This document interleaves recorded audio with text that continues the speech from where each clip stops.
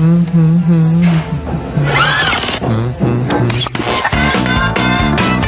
snack bar is open.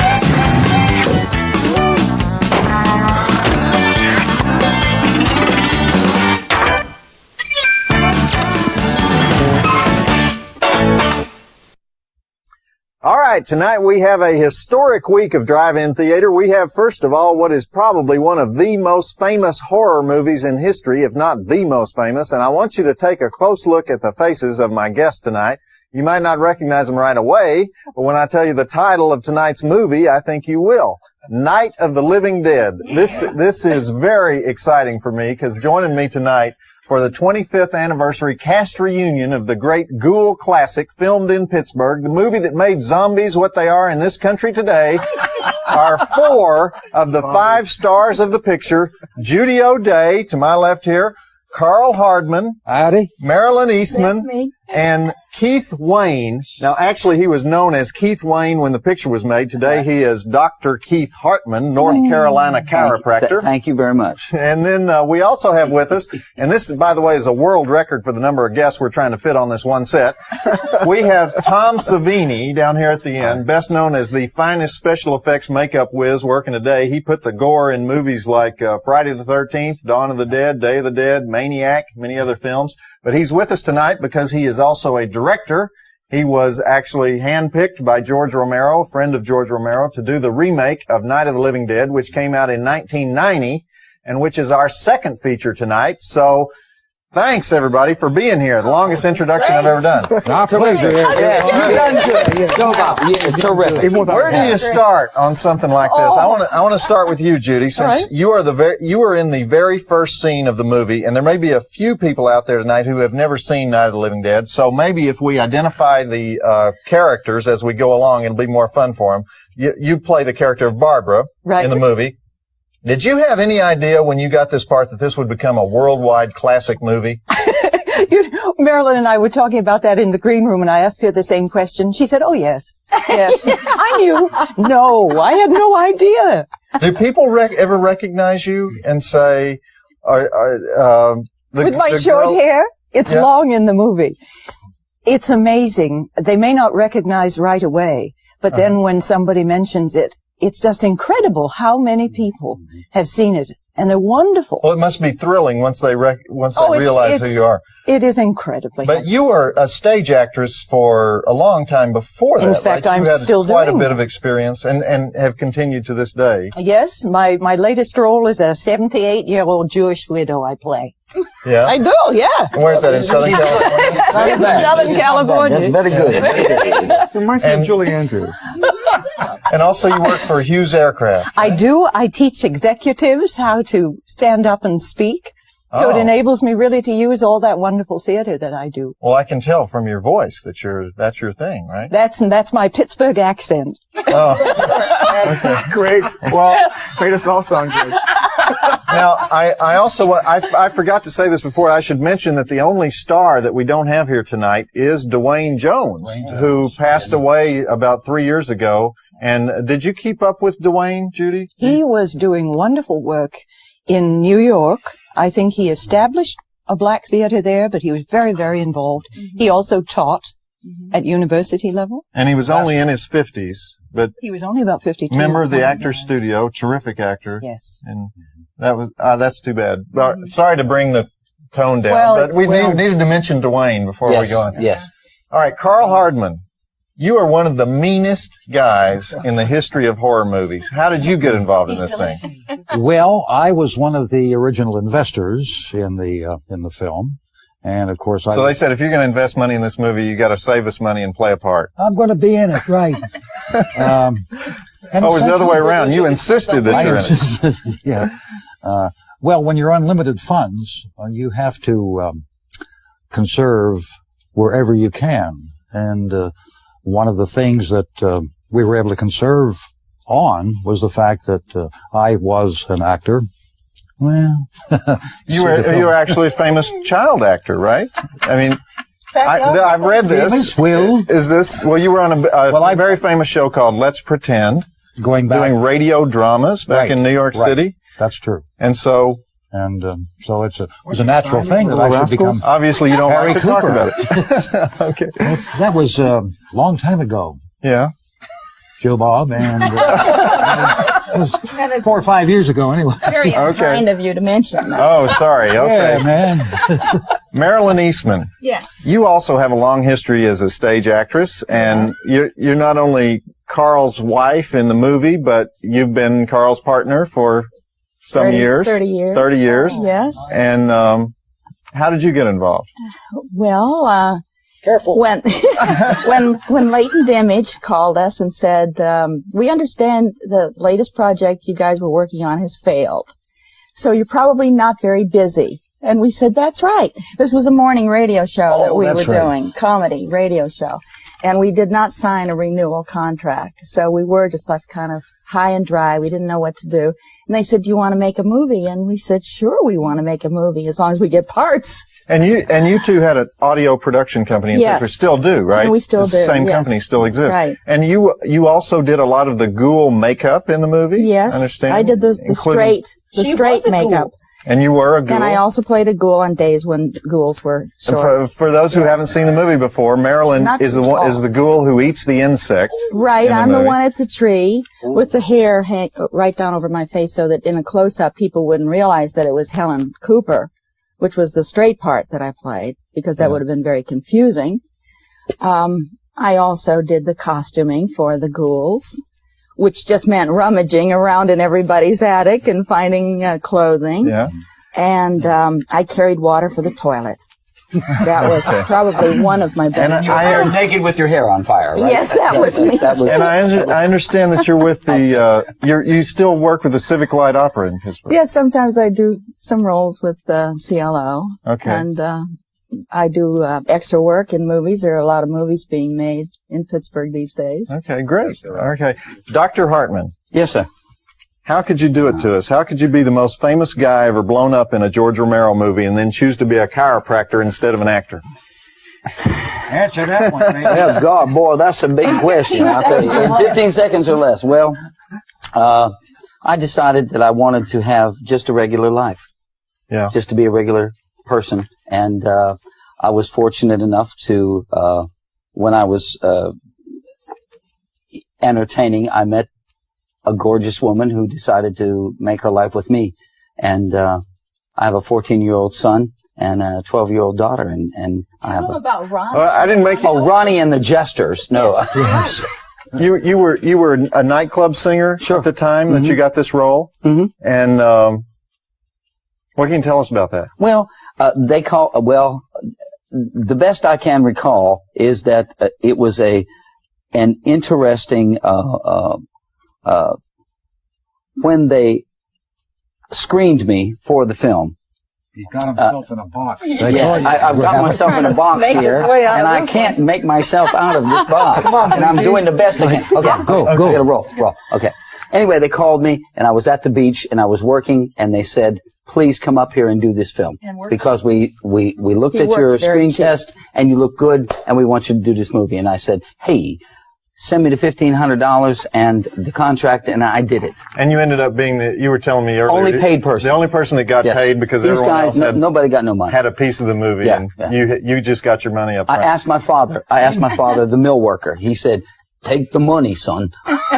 So, and also now I should mention, you have a big emotional scene in the movie, which I understand was written like about 30 minutes before you actually did it, like at 5 a.m. I said, we won't give away the scene, but you don't remember it all, do you? Not at all. You see this? You see these eyes? They're vacant. They're vacant, Jow Bob. They're vacant. Okay. It's true. No, really. Okay. He's right. He's right. Is That he right? It's a famous story about the movie. And, or obviously you weren't around the writers at the time. But now, and let me ask you about one more thing. Another person who's not here is Judith Ridley, who played your Yes. girlfriend Yes. in the movie. Do you ever see Judith? Do you ever know No. what happened to Judith? I have no idea. Okay. I'd like to see her Still again. in Pittsburgh. She's still in Pittsburgh. It would be Still working wonderful. as an actress? Just like seeing these people again, Right. Jow Bob, for you to bring us together. is a real, for me, Dallas personally. will never be the same. Hey, we're the ones that are thrilled. We're the ones that are thrilled. They closed the hotel after the reunion That's in exactly the lobby right. because Yes. we made terrible scene. And Did we we do mentioned your something name wrong? a lot. Oh, well, Yes. thank They you. Mention your would name, know yes. who to blame. We said No, you were responsible for everything that happened. Okay, There was finally. destruction. All right, Keith, all right. Finally, we got Tom Savini. Tom Savini. Tom, do you know all these people, by the way? Yes. Already? Yes. Okay. I just met him, though. Okay, well, we're going to have plenty of time between the two movies to talk more about what went on during the filming of what many consider the greatest horror film ever made. But let me ask you first, Tom, what do you think made this film that we're about to watch such a great flick? Well, there were so many new, at the time, there were new things happening. As you said earlier in the green room, the death of Marilyn by the daughter, child with a trowel. I mean, they hadn't seen anything like that. Then movies like that. Well, splatter movies, let's say. That you could call this the first splatter movie. Mm-hmm. The last 10, 15 years have been crazy with splatter movies. Thank God they're ending and the creatures are coming back. But it was that, it was the black and white, and it was, okay, there was a lot of errors in the film. There was no continuity of it, you know what I'm saying? What do you mean by that? No, but it gave a spontaneous, real kind of a documentary sort of a feel to it. You thought maybe Maniacs made this movie because you had a 16 millimeter handheld camera, kind of grainy. Exactly. It was documented. There was overlapping dialogue. It's all those wonderful little directorial things that people try to do to make you feel that it's real, and it had it all. Great. Okay, all right. Well, let's watch it, and then we'll continue our 25th anniversary celebration. I have some questions to ask everybody, but I don't want to give away the plot. For those who haven't seen it, there may be a few. So here we go. The movie Roger Ebert hated so much that he wrote an article for Reader's Digest condemning it. The one, the only, the original. It's not rated. Night of the Living Dead. Yay! Yes!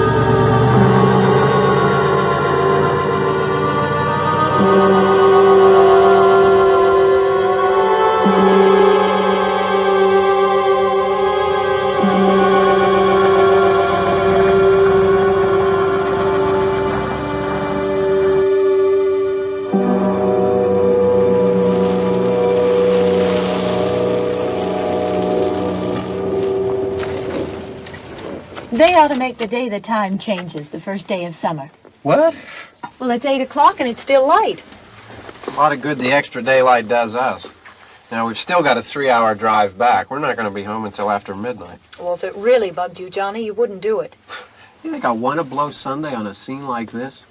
You know, I figure we're either going to have to move Mother out here or move the grave into Pittsburgh. She can't make a trip like this. Oh, I don't know that she can't. Is there any of that candy left? No. Look at this thing. We still remember. I don't. You know, I don't even remember what the man looks like. Johnny, it takes you 5 minutes. Yeah, 5 minutes to put the wreath on the grave and 6 hours to drive back and forth. Mother wants to remember, so we trot 200 miles into the country and she stays at home. Well, we're here, John, all right? Test. We're back on? Oh. Ladies and gentlemen, we're coming back on the air after an interruption due to technical problems.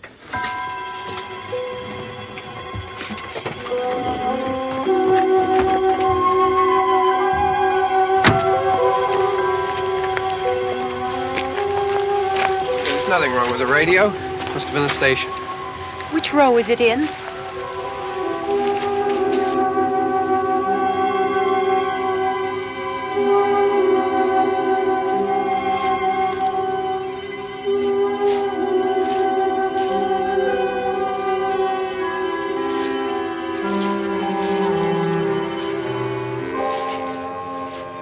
Well, there's no one around. Well, it's late. If you'd gotten up earlier. Oh, look, I already lost an hour's sleep on the time change. I think you complain just to hear yourself talk. There it is.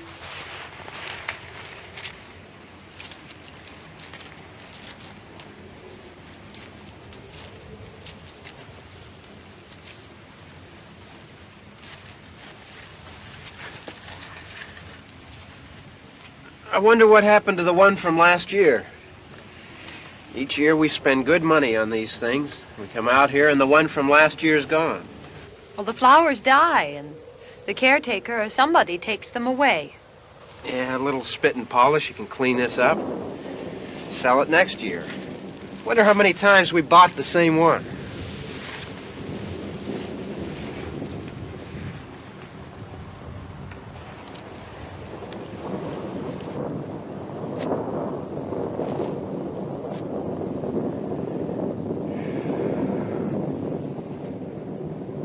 Hey, come on, Barb. Church was this morning, huh?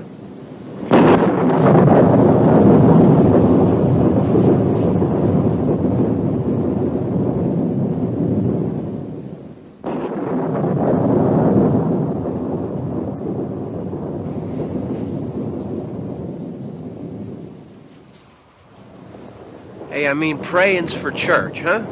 Come on. I haven't seen you in church lately. Well, there's not much sense in my going to church. Do you remember one time when we were small, we were out here? It was from right over there. I jumped out at you from behind the tree, and Grandpa got all excited, and he shook his fist at me, and he said, "Boy, you be damned to hell." Remember that? Right over there. Well, you used to really be scared here. Johnny. Hey, you're still afraid. Stop it now, I mean it. They're coming to get you, Barbara. Stop it. You're ignorant. They're coming for you, Barbara. Stop it. You're acting like a child. They're coming for you. Look, there comes one of them now. He'll hear you. Here he comes now. I'm getting out of here. Johnny.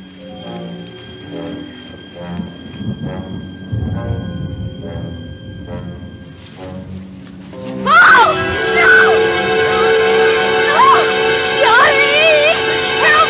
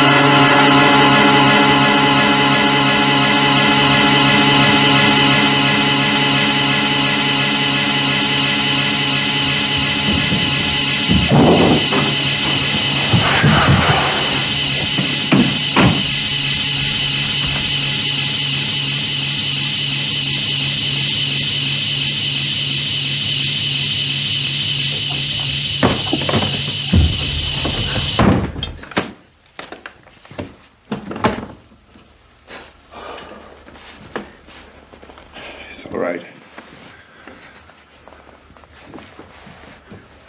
Don't worry about him. I can handle him. Probably be a lot more of them as soon as they find out about us. The truck is out of gas. This pump out here is locked. Is there a key? We can try to get out here if we can get some gas. Is there a key?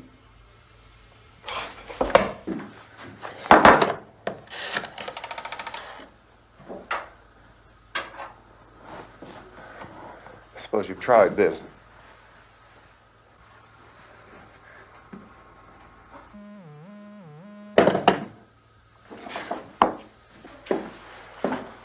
Do you live here?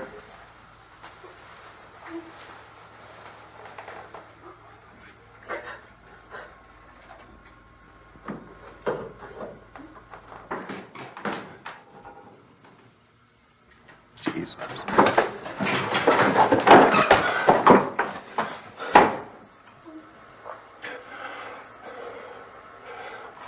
We've got to get out of here. We have to get to where there's some other people. Maybe we better take some food. I'll see if I can find some food.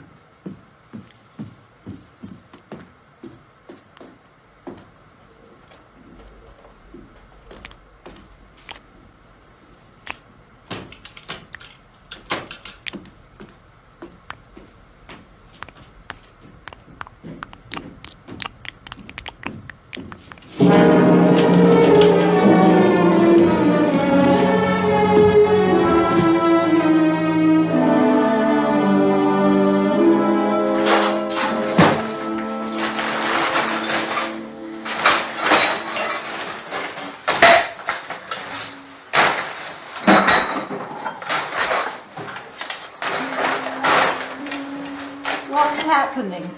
How do you think it's happening? What's happening?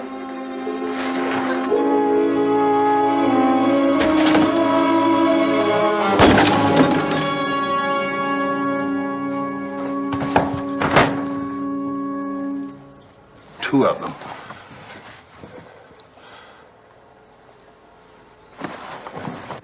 There are two of them out there. Have you seen any more around here? I can take care of those two. I don't I know you're afraid, but we have I to... don't know! I don't know! What's happening? Oh.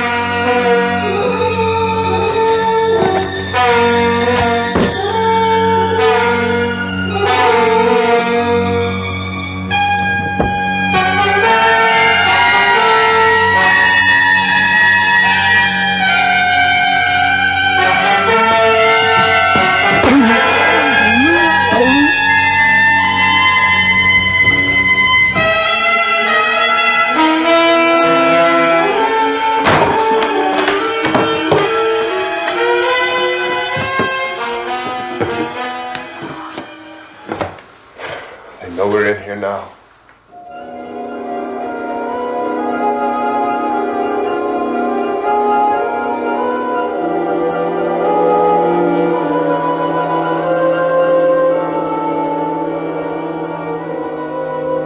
Don't look at it.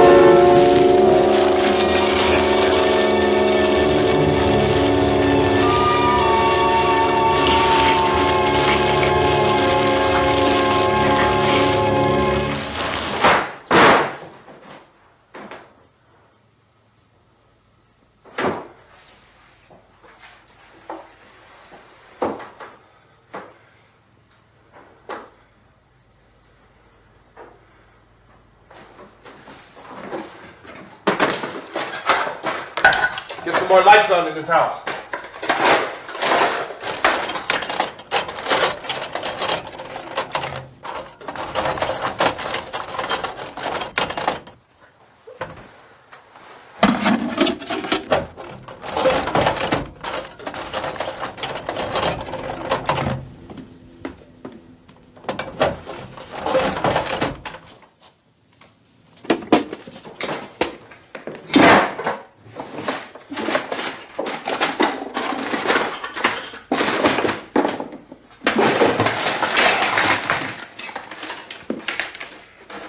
Why don't you see if you can find some wood, some boards, something there by the fireplace, something we can nail this place up.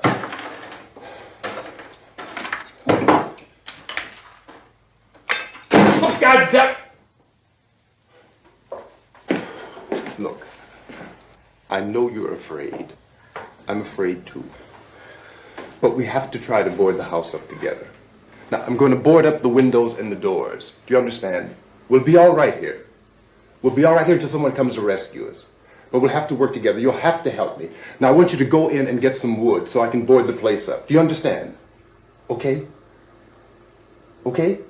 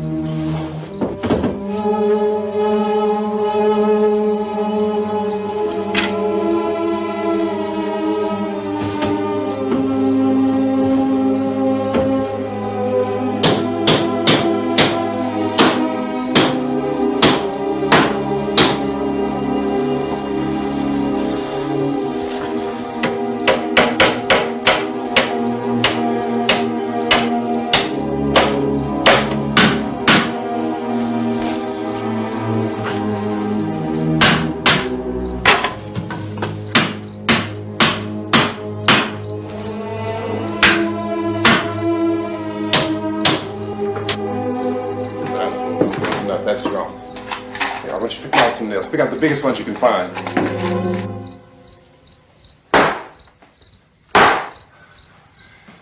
There, this room looks pretty secure. If we have to, we can run in here and board up the doors. Won't be long before those things will be back pounding their way in here. They're afraid now.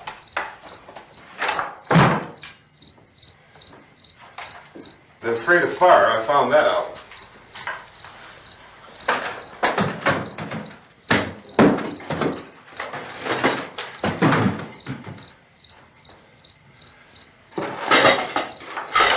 You know a place back down the road called Beekman's? Beekman's Diner?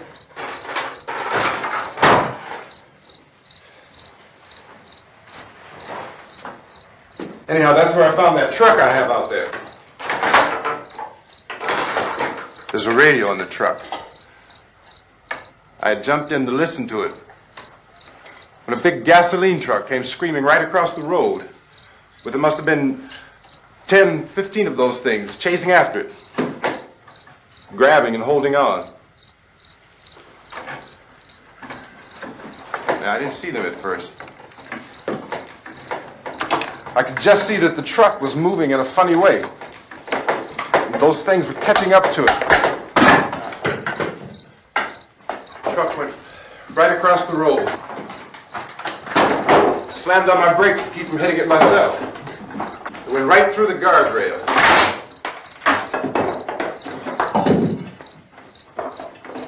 I guess the driver must have cut off the road into that gas station by Beekman's Diner. It went right through the billboard, ripped over a gas pump, and never stopped moving. By now, it's like a moving bonfire. Didn't know if the truck was going to explode or what.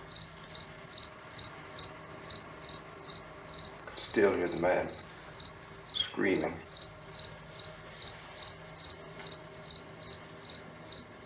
This thing is just backing away from it. I looked back at the diner to see if there was anyone there who could help me. It was when I noticed that the entire place had been encircled. There wasn't a sign of life left except by now there were no more screams. I realized that I was alone with 50 or 60 of those things, just standing there, staring at me. I started to drive. I just plowed right through them. They didn't move, they didn't run or just stood there, staring at me. Just wanted to crush them. They scattered through the air like bugs. We were riding in the cemetery, Johnny and me. Johnny.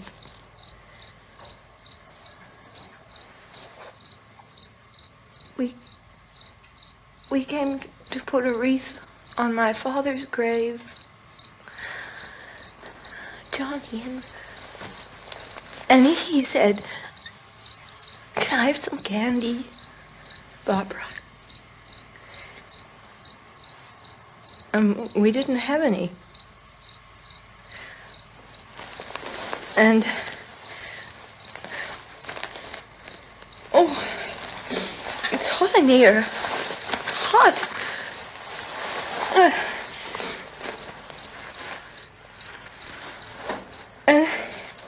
And he said, "Oh, it's late.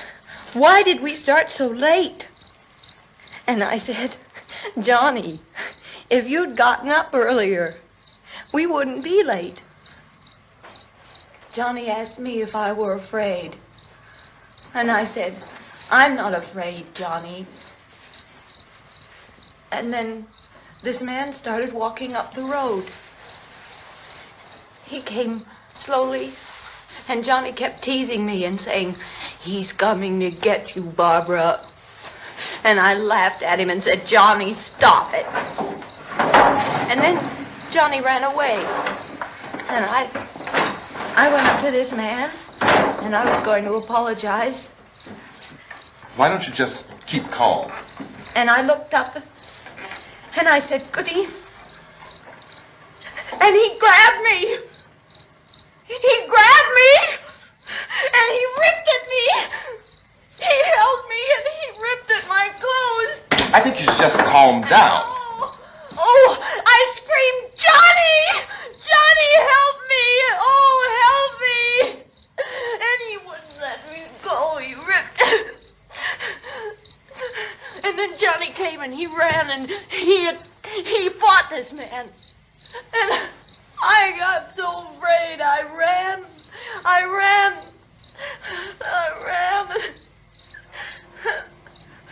And Johnny didn't come.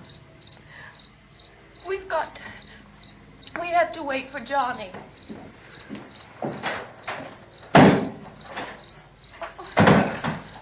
Maybe we better go out and get him. We have to go out and get Johnny. He's out there. Please, don't you hear me? We've got to go out and get him. Please! We have got to go get Johnny! Please help me! Please! Don't you know what's going on out there? This is no Sunday school picnic. Don't you understand? My brother is alone! Your brother is dead. No! My brother is not dead! Oh.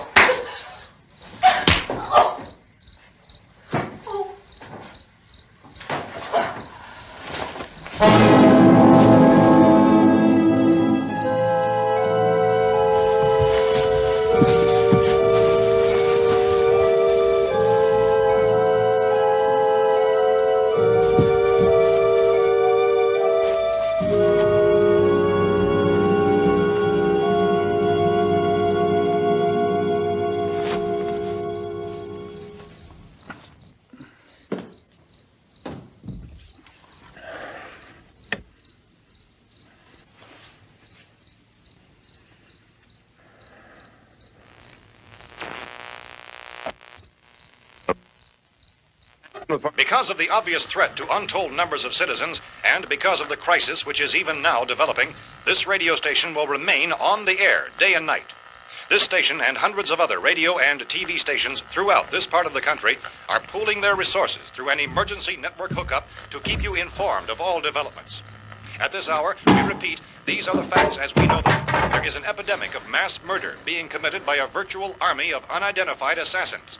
The murders are taking place in villages, cities, rural homes, and suburbs with no apparent pattern or reason for the slayings.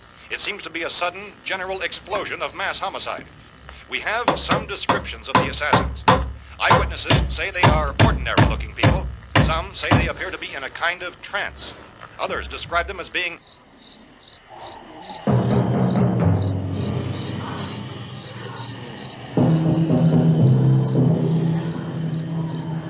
So, at this point, there is no really authentic way for us to say who or what to look for and guard yourself against. Misshapen monsters. Reaction of law enforcement officials is one of complete bewilderment at this hour. So far, we have been unable to determine that any kind of organized investigation is yet underway. Police, sheriff's deputies, and emergency ambulances are literally deluged with calls for help. The scene can best be described as mayhem. Mayors of Pittsburgh, Philadelphia, and Miami, along with the governors of several eastern and midwestern states, have indicated the National Guard may be mobilized at any moment, but that has not happened as yet. The only advice our reporters have been able to get from official sources is for private citizens to stay in their homes behind locked doors. Do not venture outside for any reason until the nature of this crisis has been determined and until we can advise what course of action to take. Keep listening to radio and TV for any special instructions as this crisis develops further.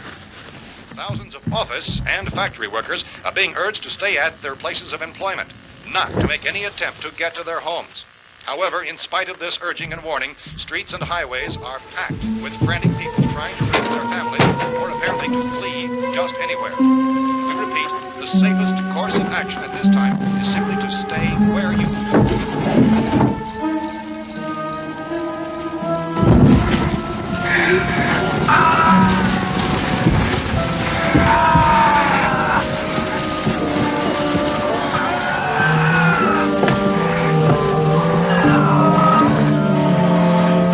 Ladies and gentlemen, we've just received word that the President has called a meeting of his cabinet to deal with the sudden epidemic of murder which has seized the eastern third of this nation. The meeting is scheduled to convene within the hour. Members of the presidential cabinet will be joined by officials of the FBI and the Joint Chiefs behind closed doors. The White House spokesman, in announcing this conference, says there will be an official announcement as soon as possible following that meeting. This is the latest dispatch just received in our newsroom. Latest word also from National Press Services in Washington, D.C. now tells us that the emergency presidential conference, which we've just mentioned, will include high-ranking scientists from the National Aeronautics and Space Administration. That's the extent of this latest bulletin. Repeating, members of his cabinet, the FBI, the Joint Chiefs of Staff, and scientists from NASA within the hour. All radio and TV stations throughout this part of the country, including the one to which you're listening, have joined their facilities in an emergency network to bring you this news as it develops.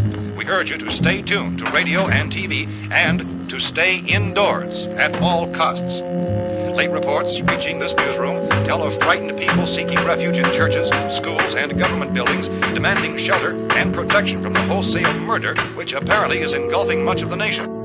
Law enforcement officials are at a loss to explain or, even at this hour, even to theorize about the reasons for this wave of murder. So far, the advice we are able to give the public is something that Chief T.K. Dunmore of Camden, North Carolina, was quoted as saying, quote, "Tell the people, for God's sake, to get off the streets.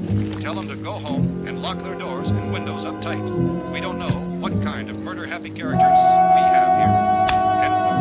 This Chief Dunmore of Camden, North Carolina. So far, the only descriptions, the only clues anyone has of the killers come from frightened witnesses of some of the slain. These eyewitness accounts variously describe the murderers as ordinary-looking people, misshapen monsters, people who look like they're in a trance, and things that look like people but act like animals. Some eyewitnesses tell of seeing victims who look as though they had been torn apart. This whole ghastly story began developing 2 days ago with the report of the slaying of a family of 7 in their rural home near Gulfport, Louisiana. Since then, reports of such senseless killings began snowballing in a reign of terror which has hopscotched in an erratic, disconnected manner throughout much of the eastern and midwestern United States. Efforts to keep track of the murder reports by the placing of markers on a map seem to indicate a general spreading from the extreme southeastern United States to the north and west. Our newsmen have been on the telephone talking with officials in other cities and have determined that none of this kind of mass murder has yet been reported west of the Mississippi River, except in the extreme southeastern portion of Texas. Similar killings have been reported around the Houston and Galveston areas, but nothing like... I found a gun and some bullets out there. It was only late yesterday Oh, and when it these. first became clear we were facing some kind of national emergency. When first reports began filtering in, newsmen and law enforcement agencies were of the opinion This that place is boarded up pretty solid now. in nature. However, as these We ought to be all right here for a while. dramatically, it was soon apparent that We have this a was gun something and more than the bullets. usual run of lawlessness. Food and the radio. Officials began to suspect an obscure kind of conspiracy. Sooner or later, someone's Things as bound to come and get us out. creatures from outer space. So again, we join with law enforcement agencies, urging you to seek shelter in a building. Lock the doors and windows securely. Hey, that's us. We're doing all right. Cautious of any suspicious strangers. And keep tuned to your radio and television for survival instructions and further details of this continuing story.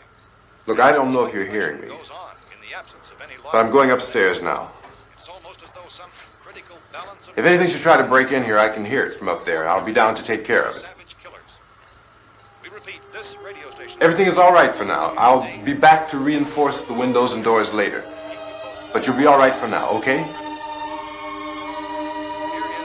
Okay. Civil defense officials in Cumberland have told newsmen that murder victims show evidence of having been partially devoured by their murderers.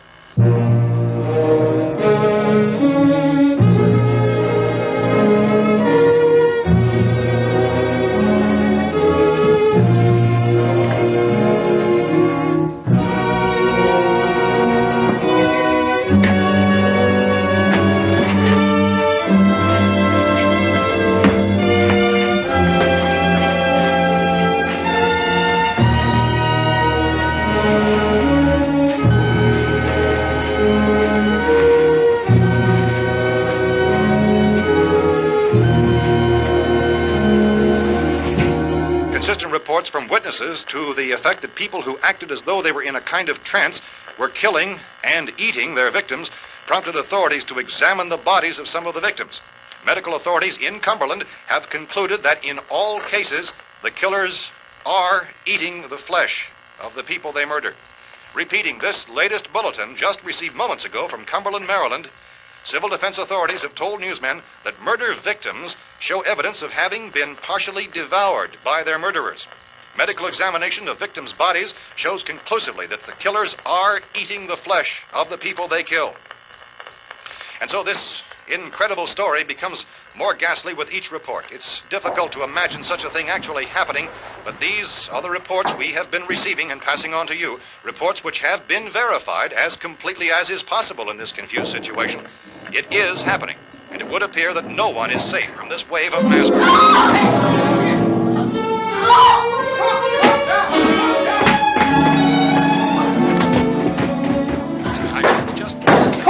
Don't shoot! We're from town. A radio. County, Pennsylvania. The Butler County Sheriff has verified that reports of murder victims being partially eaten by their slayers is true. No further details available at this time. However, How long you guys been down there? I could use some help up here. That's the cellar. It's the safest place. You mean you didn't hear the racket we were making up here? How were we supposed to know what was going on? Could have been those things for all we knew. That girl was screaming. Sure, you must know what a girl screaming sounds like. Those things don't make any noise. Anybody would know somebody ever needed help. Look, it's kind of hard to hear what's going on from down there. We thought we could hear screams, but for all we knew, that could have meant those things were in the house afterward. And you wouldn't come up and help?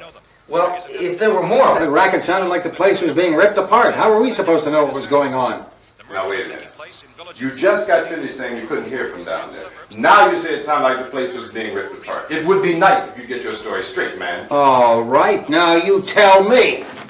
I'm not going to take that kind of a chance when we got a safe place. We luck into a safe place, and you're telling us we got to risk our lives just because somebody might need help, huh? Yeah, something like that. All right, why don't we settle this? Look, mister, we came up. Okay, we're here.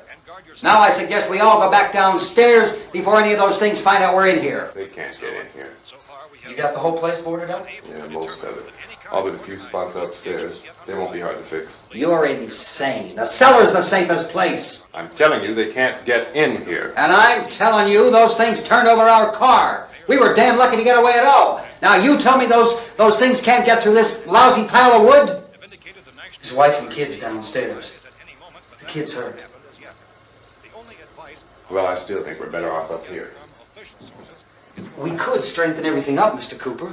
With all of us working, we could fix this place up in no time. We have everything we need up here. We can take all that stuff downstairs with us. Man, you're really crazy, you know that? You got 1,000,000 windows up here. All these windows, you're gonna make them strong enough to keep these things out, huh? I told you those things don't have any strength. I smashed 3 of them and pushed another one out the door. Did you hear me when I told you they turned over our car? Oh, hell, any good 5 men could do that. That's my point.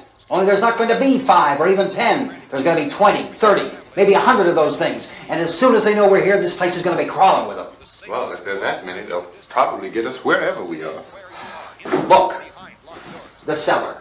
The cellar, there's only one door, right? Just one door, that's all we have to protect. Tom and I fixed it so it locks and boards from the inside. But up here, all these windows, why, we'd never know where they were going to hit us next. You got a point, Mr. Cooper. But down in the cellar, there's no place to run to. I mean, if they did get in, there'd be no back exit. We'd be done for. We can get out of here if we have to. And we got windows to see what's going on outside. But down there with no windows, if a rescue party did come, we wouldn't even know it. But the cellar is the strongest place. The cellar is a death trap. I don't know, Mr. Cooper. I think he's right. You know how many's out there? I don't know. Maybe 6 or 7. Look, you two can do whatever you like. I'm going back down to the cellar, and you better decide. Because I'm going to board up that door, and I'm not going to unlock it again no matter what happens. Now, wait a minute, Mr. Cooper. No, I'm not going to wait. I've made my decision, now you make yours. Now, wait a minute. Let's think about this. We can make it to the cellar if we have to. And if we do decide to stay down there, we'll need some things from up here. So let's at least consider this a while. If you box yourself in this cellar and those things get in the house, you've had it. At least up here you have a fighting chance. Yeah, it looks like about 8 or 10 out there now. There's more than there were. There are a lot out back, too. So far, the best advice there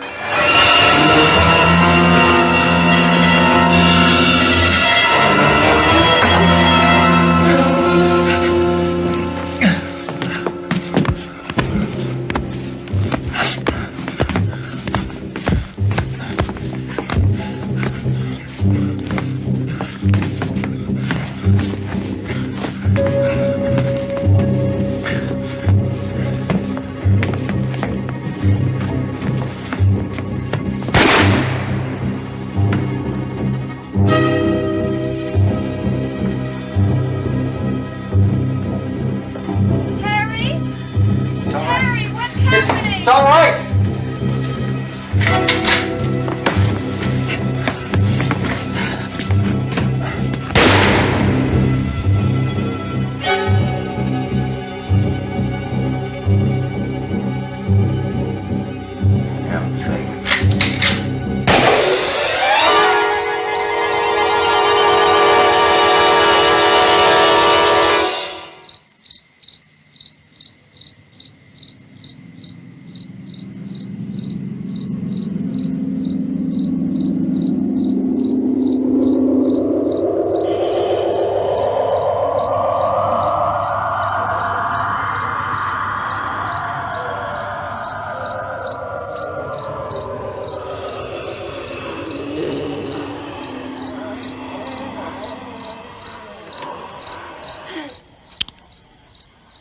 We gotta fix these boards. You're crazy. Those things are going to be at every window and door in this place. We've got to get down into the cellar. Go down in your damn cellar. Get out of here! I'm taking the girl with me. You leave her here. Keep your hands off her. And everything else that's up here, too. Because if I stay up here, I'm fighting for everything up here. And the radio and the food is part of what I'm fighting for. Now, if you're going down the cellar, get. The man's insane. He's insane. We've got to have food down there. We've got a right. This is your house. We've got a right. You going down there with him? Well, yes or no? This is your last chance. No beating around the bush. Listen, I got a kid down there. She can't possibly. I couldn't bring her up here. She can't possibly take all the racket and those things smashing through the windows. Well, you're her father. If you're stupid enough to go die in that trap, that's your business. However, I am not stupid enough to follow you. It is tough for the kid that her old man is so stupid. Now, you get the hell down in the cellar. You can be the boss down there. I'm boss up here. You bastards. You know, I won't open this door again. I mean it. Mr. Cooper, with your help, we could... With my help. Let him go, man. His mind is made up. Just let him go. Wait a minute. Judy, come on up here, honey.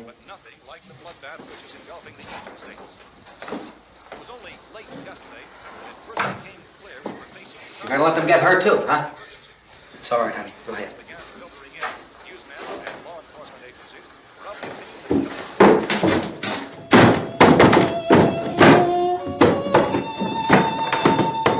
If we stick together, man, we can fix it up real good. There's lots of places we can run to up here. Mr. Cooper, we'd all be a lot better off if all three of us were working together. Hey. Hey, kid.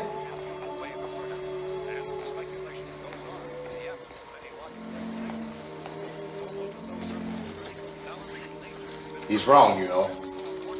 I'm not boxing myself in down there. We repeat, this radio station will remain on the air day and night. Well, we're safe now. It's boarded up tight. What about Tom and Judy? They want to stay up there, let them. There are two other people upstairs, a man and a girl. We heard you screaming. Yeah, but I didn't know who they were, and I wasn't about to take any unnecessary chances. Of course not, Harry.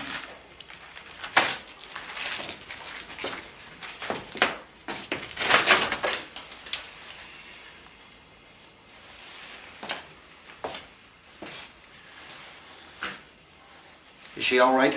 I don't know what it is. She feels warm. Maybe it's shock. Where'd you get the bandage? Some laundry in a basket. I tore a sheet.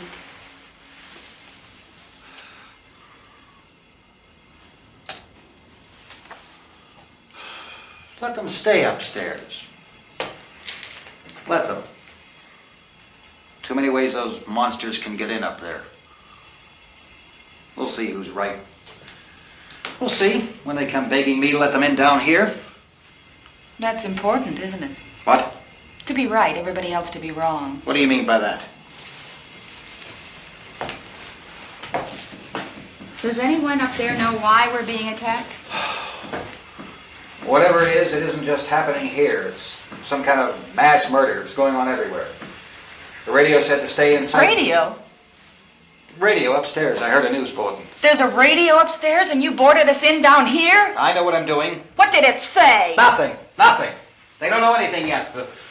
There's mass murder everywhere and people are supposed to look for a safe place to hide.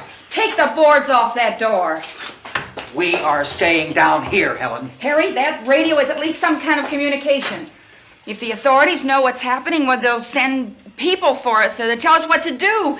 How are we going to know what's going on if we lock ourselves in this dungeon?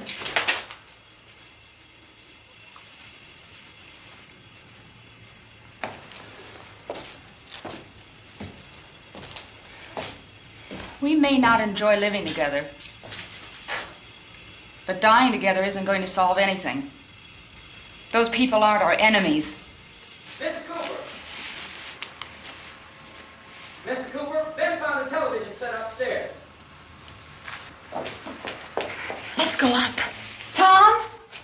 Yeah. If Judy would come downstairs for a few minutes, Harry and I could come upstairs. Okay, yeah, right away. Will you do it? Do I have to? Look, honey, nothing's gonna get done with them down there and us up here. Do this, for me. Okay. Okay, open up.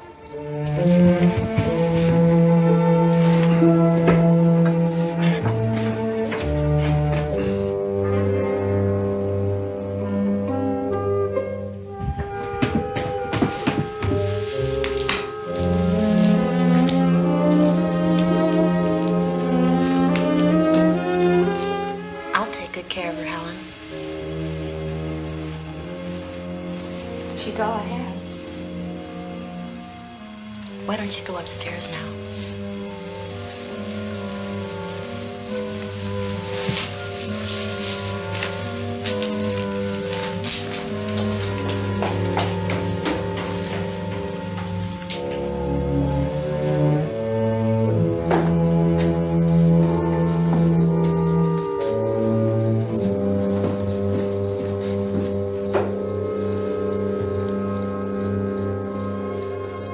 Her brother was killed.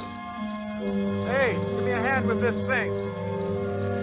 I gotta go help Ben with the television.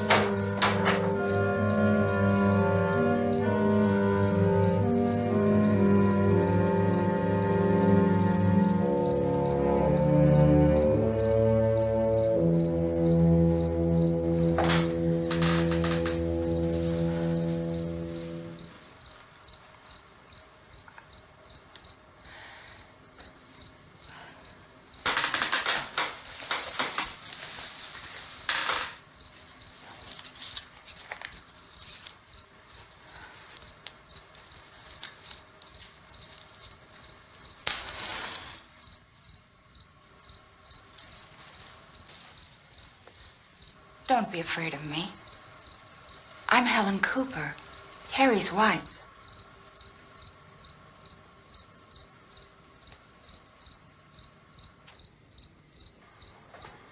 This place is ridiculous.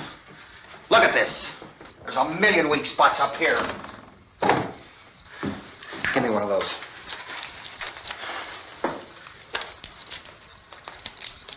Her brother was killed.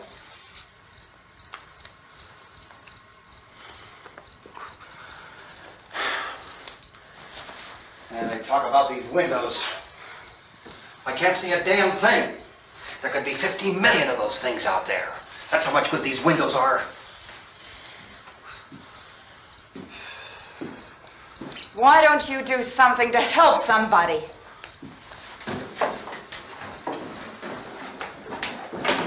Here, I have it. Drag a couple of those chairs together. There's the socket over here.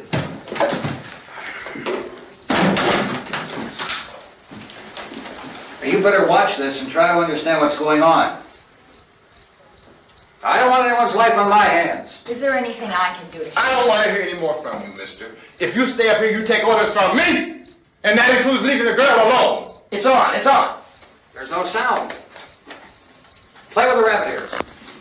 Reports, incredible as they seem, are not the results of mass hysteria. Mass hysteria. What do they think? We're imagining all this? Shut up!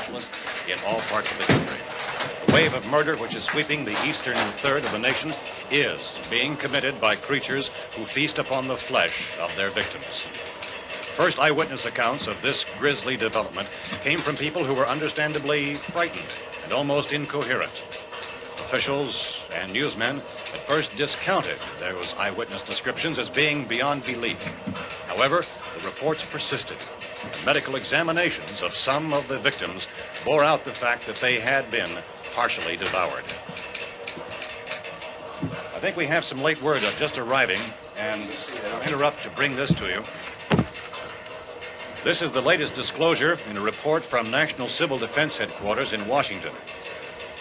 It has been established that persons who have recently died have been returning to life and committing acts of murder.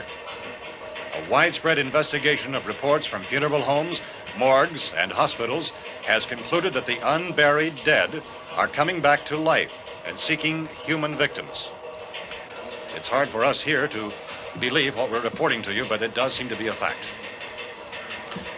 When this emergency first began, radio and television was advising people to stay inside, behind locked doors for safety. Well, that situation has now changed, and we're able to report a definite course of action for you. Civil defense machinery has been organized to provide rescue stations with food, shelter, medical treatment, and protection by armed National Guardsmen. Stay tuned to the broadcasting stations in your local area for this list of rescue stations. This list will be repeated throughout our news coverage. Look for the name of the rescue station nearest you and make your way to that location as soon as possible. So we have that truck. If we can get some gas, we can get out of here. There's a pump out by the shed. I know, that's why I pulled in here, but it's locked. Emergency meeting called this afternoon by the President. Since convening this conference of the Presidential Cabinet, the FBI, the Joint Chiefs of Staff, the CIA has not produced any public information. Why are space experts being consulted about an Earth-bound emergency? So far, all the betting on the answer to that question centers on the recent Explorer satellite shot to Venus. That satellite, you'll recall, started back to Earth, but never got here. That's the space vehicle which orbited Venus and then was purposely destroyed by NASA when scientists discovered it was carrying a mysterious high-level radiation with it. Could that radiation be somehow responsible for the wholesale murders we're now suffering? Newsman Don Quinn in Washington has posed those questions. It's obvious our best move is to try to get out of here. How are you going to get over to that pump? Look! You're coming from a meeting regarding the explosion of the Venus probe, is that right?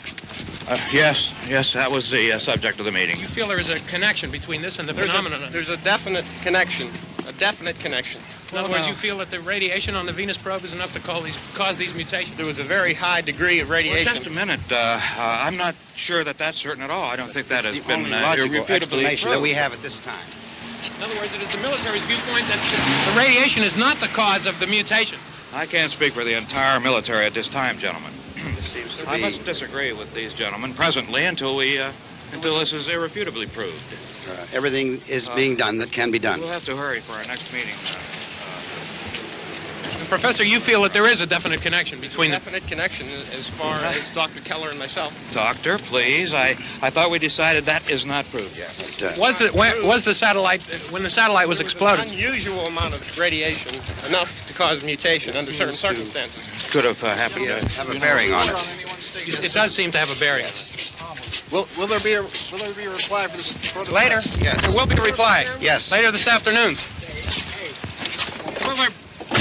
There will be a report this afternoon, sir. Perhaps there will be a report. Yes. A more Later. full report. Will you close the window? We are doing everything possible to solve the problem.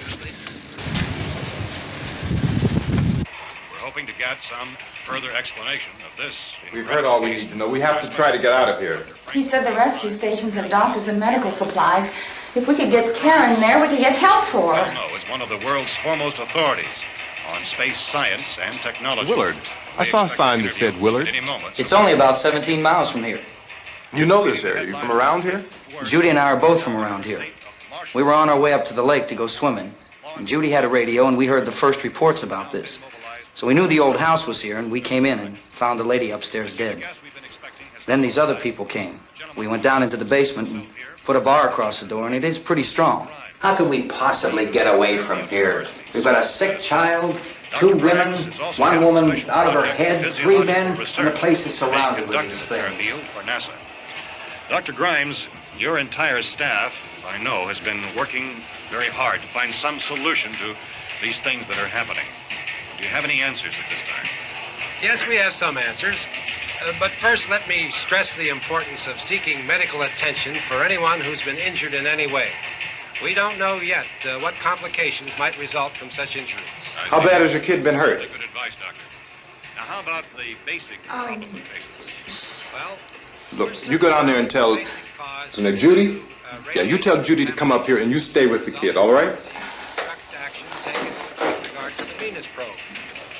In the cold room at the university, we had a cadaver from which all 4 limbs had been amputated. Sometime early this morning, it opened its eyes and began to move its trunk. It was dead, but it opened its eyes and tried to move. They want you upstairs. Did she ask for me? She hasn't said anything. I don't understand. Baby. It's Mommy. I heard. I'll come back down as soon as I find out what they want. Thank you, Judy. The body should be disposed of at once, preferably by cremation. Well, how long after death, then, does the body become reactivated? It's only a matter of minutes. Minutes? Well, that doesn't give people time to make any arrangements. Oh, you're right. It doesn't give them time to make funeral arrangements. The bodies must be carried to the street and burned. They must be burned immediately. Soak them with gasoline and burn them. The bereaved will have to forego the dubious comforts that a funeral service will give. They're just dead flesh and dangerous. I see. Judy, I need you to find some bedspreads or sheets to tear up into small strips, okay? Is there a fruit cellar here? Yes. We need some bottles or jars to make Molotov cocktails and hold them off while we try to escape. Hey, there's a big can of kerosene down there. I'll see what I can find. I'll look for the bottles. There's a big key ring down there. There may be a key to the gas pump on it. I'll check. We can toss the cocktails from a window upstairs. Meantime, a couple of us can go out and try to get the gas and come back for the rest of the people. But that'll leave a door open someplace. Yeah, that's right. It better be this door. It's closer to the truck. Before we go out, we'll put some supplies behind the cellar door. While we're gone, the rest of you can hold up in there. I found some fruit jars in the cellar. And there's a key on here that's labeled for the gas pump out back. I'm not really that used to the truck. I found it abandoned. I can handle the truck, no sweat. You're it, then. You and I'll go.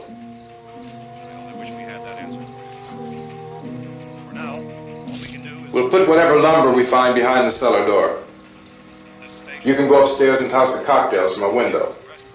Tom, you and I will have to unboard this door. After you toss the cocktails, you hustle back down here and lock this door. It's no good to board it up because we'll have to get back in quickly. After we get the gas and get back into the house, then we'll worry about getting everybody into the truck. All right, let's move it. There are no place to flee for safety, except to the rescue stations which have been set up. Indications are that before this emergency is over, we will need many, many more such rescue stations.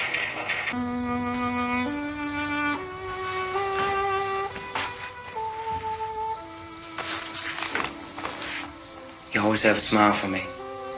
How can you smile like that all the time? How many do you have done? Come on, honey, we gotta move. Tom, are you sure about the phone? The phone is dead out. All you get is a recorded message. If I could only call the folks. They're going to be so worried about us. Everything will be all right. As soon as we get to Willard, we'll call them. They might even be there. I know. Tom, are you sure we're doing the right thing, Tom? What, about getting out of here? Yeah. Well, the television said that's the right thing to do. We've got to get to a rescue station. I don't know. Come on, honey. You're starting to sound like Mr. Cooper now. But why do you have to go out there? Look, I know how to handle that truck, and I can handle the pump. Ben doesn't know anything about that stuff. But we're safe in here. For how long, honey? We're safe now. But there's going to be more and more of those things. I know all that. Hey, listen. Remember when we had the big flood? Remember how difficult it was for us to convince you that it was right to leave? Remember we had to go to Willard then? This isn't a passing thing, honey. It's not like just a wind passing through. We've got to do something, and fast.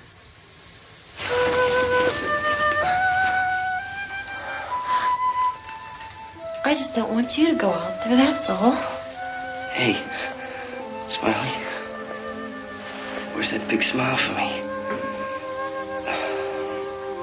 Boy, you're showing no use at all, aren't you? We've got work to do, honey.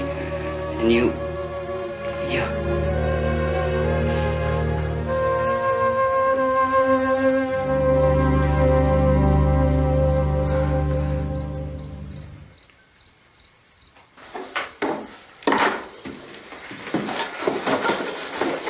We better get her downstairs. We have to go downstairs now, Barbara. She's right. You have to go downstairs now, just for a little while, until we get back. Then we can all leave. Oh, I'd like to leave. Yes.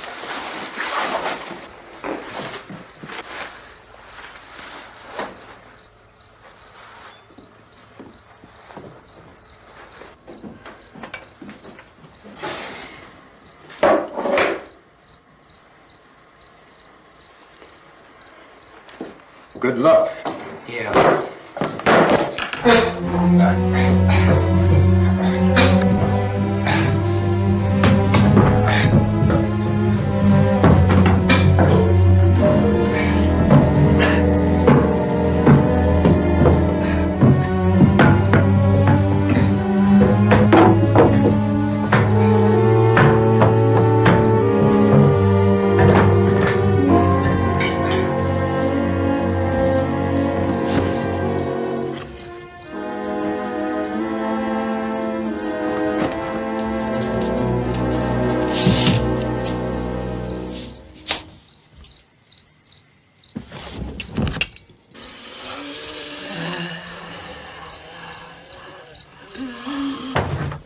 You ready upstairs? Yeah. Okay, toss them.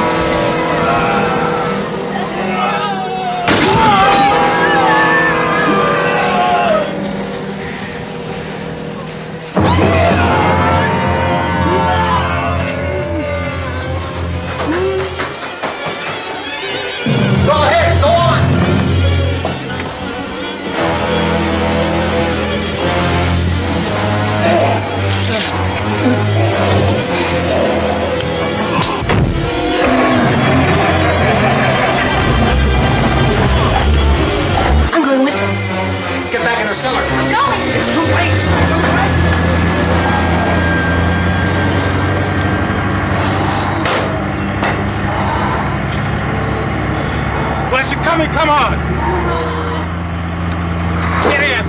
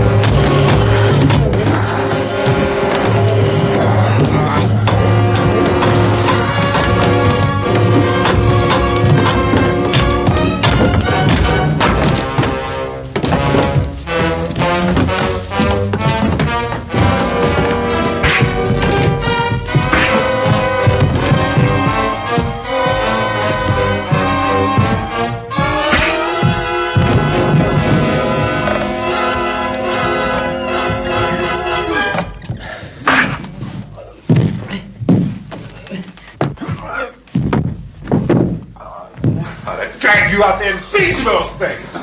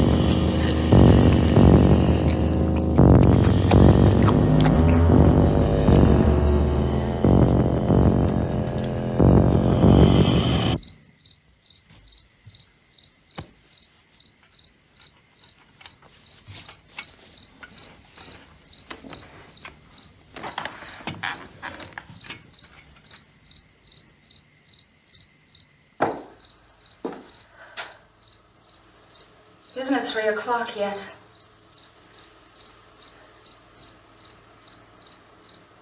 There's supposed to be another broadcast at 3 o'clock. 10 minutes. Oh, only 10 more minutes?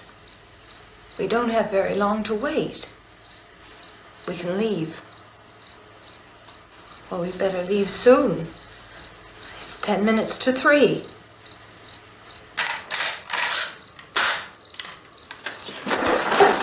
You know anything about this area at all? I mean, is Willard the nearest town? I don't know. We were just trying to get to a motel before dark.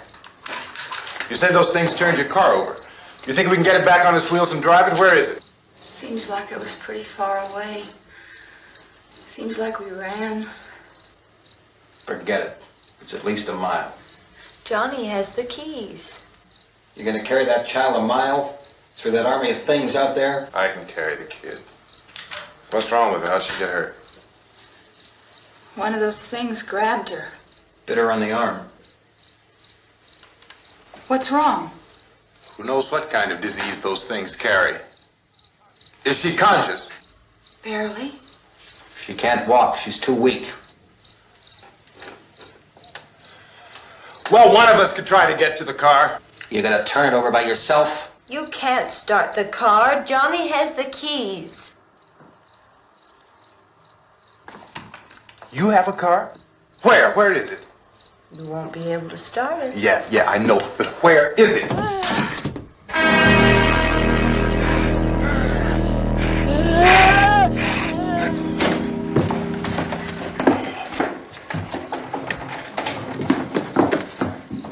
Good Lord.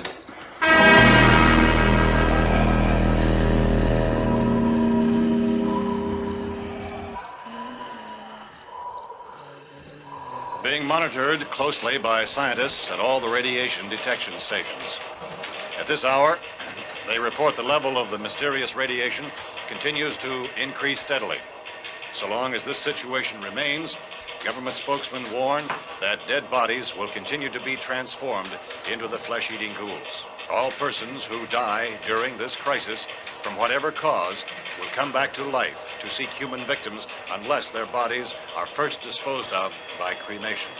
Our news cameras have just returned from covering such a search and destroy operation against the ghouls, this one conducted by Sheriff Conan McClellan in Butler County, Pennsylvania. So now let's go to that film report. All law enforcement agencies and the military have been organized to search out and destroy the marauding ghouls. The Survival Command Center at the Pentagon has disclosed that a ghoul can be killed by a shot in the head or a heavy blow to the skull. Officials are quoted as explaining that since the brain of a ghoul has been activated by the radiation, the plan is kill the brain and you kill the ghoul.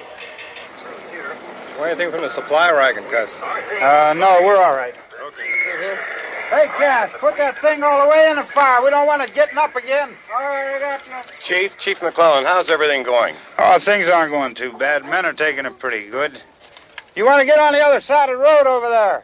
Chief, do you think we'll be able to defeat these things? Well, we killed 19 of them today right in this area. Those last 3 we caught trying to claw their way into an abandoned shed. They must have thought somebody was in there. There wasn't, though.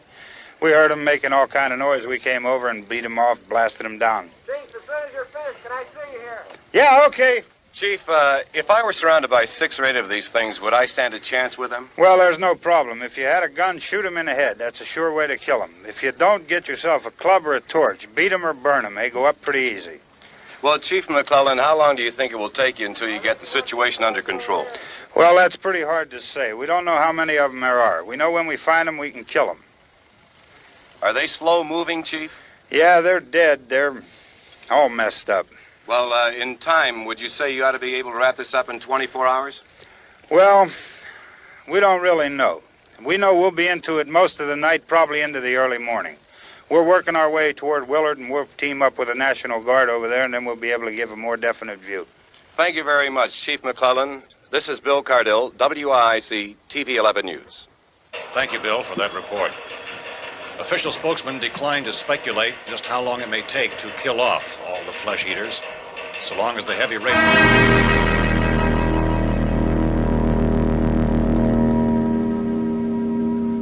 Is the fuse box in the cellar? I don't know. It isn't the fuse. The power lines are down. Helen, I have to get that gun. Haven't you had enough? Look, 2 people are dead already on account of that guy. Take a look out that window. Get...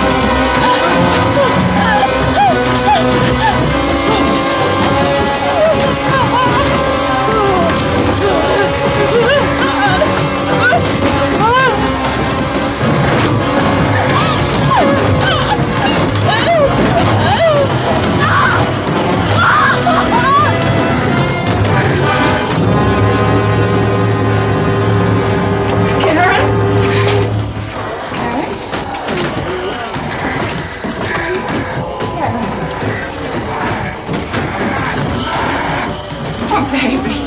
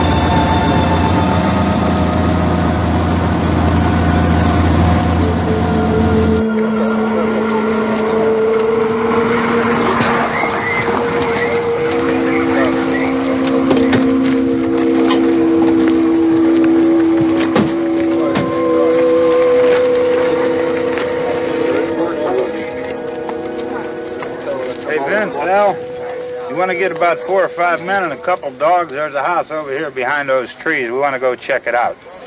You still here, Bill? Yeah, Chief, we're going to stay with it till we meet up with the National Guard. Where'd you get the coffee? One of the volunteers. You're doing all the work. You take it. Thank you. We should be wrapped up here about 3 or 4 more hours, and we'll probably get into Willard then. I guess you can go over there and meet the National Guard. Nick, you and the rest of these men want to come with me? Well, Bill, I'm going to check in the office, see what's happening. All right, Steve. Tell them we're going to stay with it, and everything appears to be under control.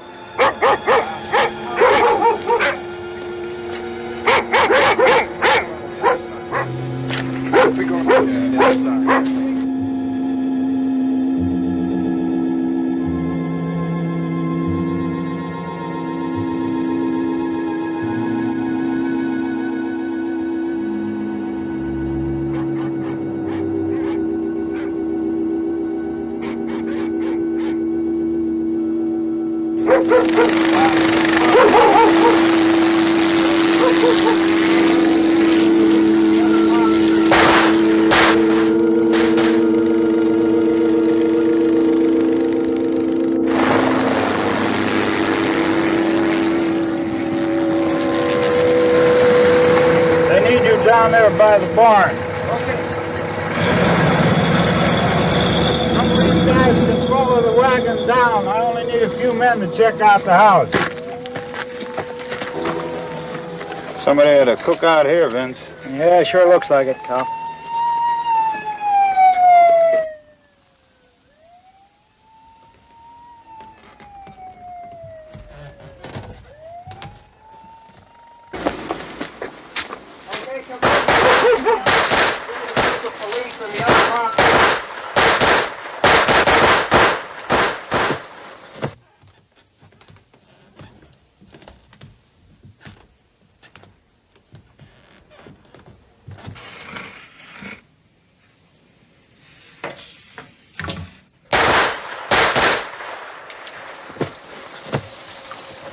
He's the dead one. Get up here.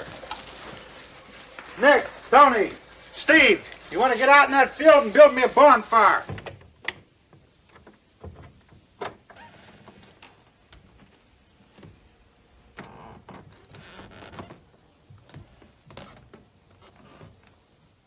You, drag that out of here and throw it on the fire. Nothing down here. All right, go ahead down and give him a hand. Let's go check out the house, man. There's something there. I heard a noise.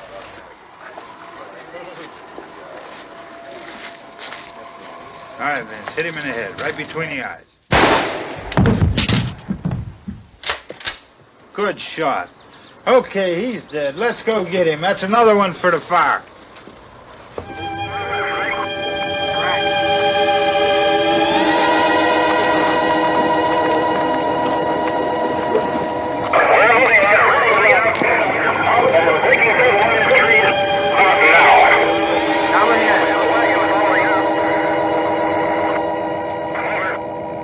Send the wagon through, come directly ahead. Over.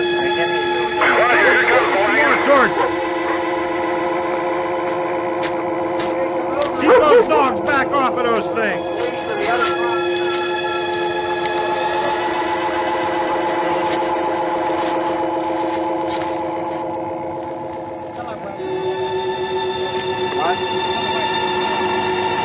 Move more quickly.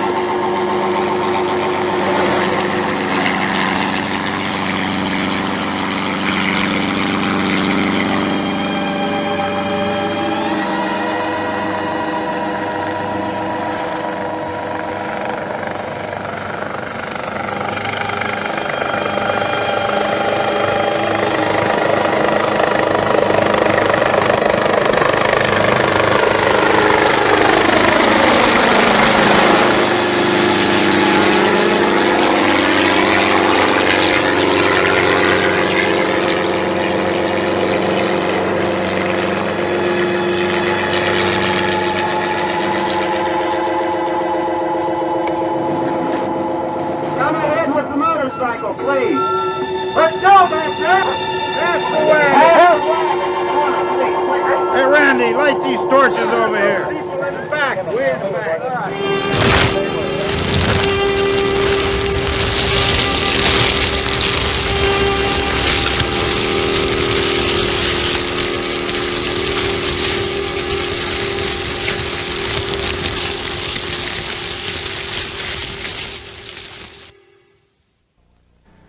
You know, every time I watch that movie, it still gets to me there at the end when Ben gets it in the forehead. It's so shocking and sudden. But Night of the Living Dead, filmed in Pittsburgh, and actually Evans City, Pennsylvania, just outside Pittsburgh, in 1967, and still terrifying after all these years. And here are the people you've been watching. They're magically alive again. Judy O'Day, who played Barbara in the film, Carl Hardman as Harry, Marilyn Eastman as Helen, and Keith Wayne, now known as Dr. R. Keith Hardman, as Tom. And we don't know where Judith Ridley is, who played Judy. She's back in Pittsburgh or something. We couldn't get her on the show. And I mentioned earlier, Dwayne Jones, who played the lead role of Ben, passed away recently, a very real loss. And also with us is Tom Savini, who directed our second movie tonight, the 1990 remake of Night of the Living Dead. Yeah. So, I mean, you two were investors, so how did this, why make a movie in Pittsburgh on this subject? It was something to do. No, everybody, all of us who were in the business, we were all in advertising and promotion and publicity, and of course the ultimate dream is to make a movie. Sure. And also to make enough money to make better and better films. I think that was one of the original goals. Did you just want to make any movie, or no? No. We first of all, we determined that yes, we do want to make a movie. Okay, what kind of a movie do you want to make? A horror movie, because that we can do. That we can do. They make money, right? And the you don't latent have to be a good actor. Yeah, right. You can blink a lot. The Latent Image was in the film business. They were film. Latent Image was the production company owned by George Romero and John Russo and some Russell Streiner. And Hardman Associates, which was our company at the time, was also in the film business, doing commercials, doing industrial films.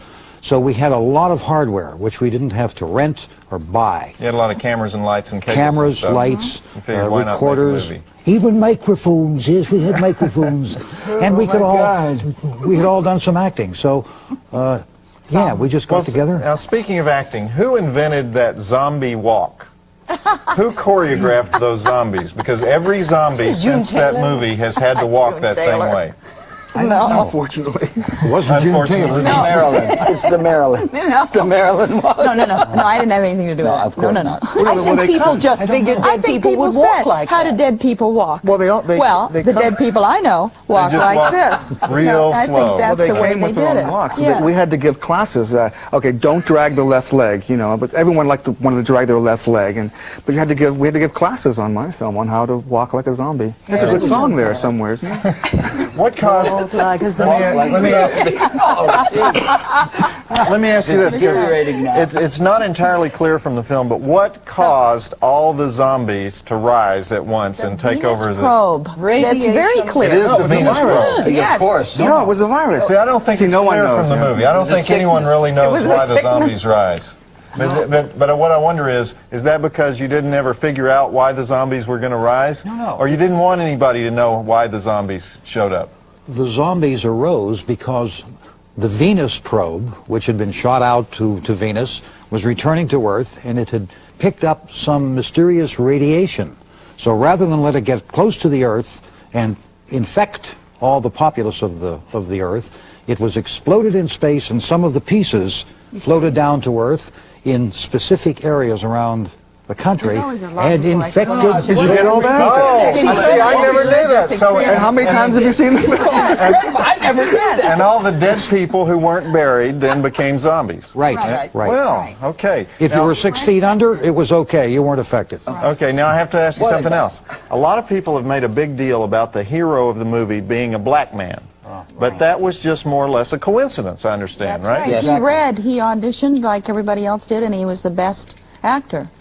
So it was truly colorblind casting. It wasn't. You weren't trying to make a message or anything. And yet that's one of the things that made it unique at that point in time. Yes. At that point in time. But if you ever read Roger Ebert's review of the movie in 1968, I think it was, he refers to Dwayne all the way through as the Negro. And then the Negro enters the scene, and boards up the windows. So Roger wasn't exactly colorblind in the way he watched it. It's very strange. And I'm sure he didn't mean disrespect at the time, but it was very, very strange. Another thing, Carl and Marilyn, that was really your real-life daughter down there in the cellar, right? Yeah, my daughter. Your My daughter? right. Oh, okay. How did you tell your daughter she had to eat the flesh of her daddy? Oh, boy. I want to hear this one. Yeah, this is good. Oh. It really wasn't any problem at all. I said, here's what you have to do.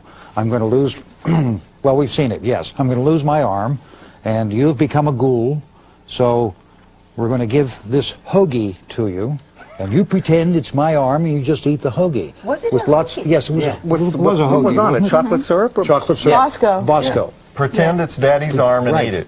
Right. And so a kid says, fine. Because on the set, it was Bosco syrup, and there was laughter and fun. And it was Mom and Dad and everybody. Yeah. In fact, she loved no, it when, remember when Dwayne pulls the dead woman, corpse? The skull that we see? At the top of the steps. And pulled the corpse away. Yeah. She lay down on the floor, we covered her with the carpet, and we pulled her away. So that's Kyra. That was also my daughter, Kyra. Oh, you mean she was in the carpet? Yeah. Oh. Oh, yes. Okay, So- Keith, Yes. do your patients think you're famous? Nope. They just think I'm good. Okay. Oh, look at All that right. hand. Do you guys like horror movies, or did you just happen to get involved with a horror movie? Marilyn, I know since you're an opera singer, a world pretty far removed from this. I thought you were the Civic Light Opera. Yes, but that doesn't mean... You don't That sing? means you're loud. That just... Sing for us. You gotta be loud. You know, that doesn't mean you can sing. Well, you don't. I'll put it this way: you sing. don't strike me as a horror movie fan. Oh, yes, I was. You were? I was. Okay. Although now they're too strong for me. I mean, now, it isn't that they frighten me as much as, I just don't care about them as much now. But I never figured that Living Dead would be so frightening. And I had a couple of unsettling experiences with that. Because even after it was released, I didn't find it that frightening. But I remember taking my kids and some of their friends to see it when it played at a local theater, and turning and looking at the little boy sitting next to me. It was a neighbor, and he was terror-stricken. And I felt so bad because I had brought him to see this, and I didn't really expect it to have that effect on But he probably got home and said, "Mom, I was terror-stricken. It was neat." I don't know. But he was genuinely afraid. But that's exactly the kind of reaction my children had. And they looked at me and they said, "Dad, I can't believe it. This happened to you, didn't it?" I said, "No, that's a film." They thought it was reality. Yes, yes, they did when they first. I mean, they were younger when they first saw it, not 14 and 12, but Well, my daughter is 7, and every time we go to see a horror movie like Dracula, she wants to go back like 2 or 3 times, and we'll sit there, and she's 7, and she'll go, "Oh no, that's gelatin, right? No, is that human hair or yak hair?" Well, growing up in your house, exactly. You know what my kid said? My kid said, "Mom, when he knocked you out, you crossed your eyes." That's what they said. So, did this movie change your lives in a way? Oh, yes. Yes? Yes, I think so. How? It's... No, that's your question. Oh, Jow Bob. how? Oh, how? to say how, Jow Well, Bob. you told me you didn't make that much money off of the movie, right? No, that's for sure. But there must be. I mean, here 25 years later, people still want to see this movie over and over again. There must be some effect on you. Well, your names will always be synonymous. Yes, it's our little slice of immortality, if you will. Yes. You got it. Every time I do a theatrical show, and in the credits, they'll put Night of the Living Dead, people react to that. And you still have that. For me, it's just, that was a form of life. Well, where are you in North Carolina? Right outside of Raleigh, North Carolina. Hey, Cary. we're on TV there. Now Cary. they're not going to leave you alone after this. Yeah. Okay, well, listen, I want to thank everybody for being here. This has been a great thrill for me. Y'all hang in there, make another one. We need more Pittsburgh movies. Yes, we're trying, We're ready believe me. to do it, Igor. I'm ready. Next week on Drive-In Theater, which is Christmas weekend, by the way, we'll have a couple of excellent pictures from Full Moon Entertainment. Actually, two of the best ones that Full Moon has ever made. Doll Man, a comic action fantasy starring Tim Thomerson as a super cop from the planet Arturos, who travels 10,000 light years by mistake and lands in the South Bronx. And our second feature is The Pit and the Pendulum, the Stuart Gordon version, with Lance Henriksen as Torquemada, the impotent religious zealot and torturer, both 4-star movies, so check them out with us. This is Jow Bob Briggs and the cast of Night of the Living Dead and the director of Night of the Living Dead remake, 1990, reminding you that the drive-in will never die. Absolutely. No way. Yes. Yes. Let's see.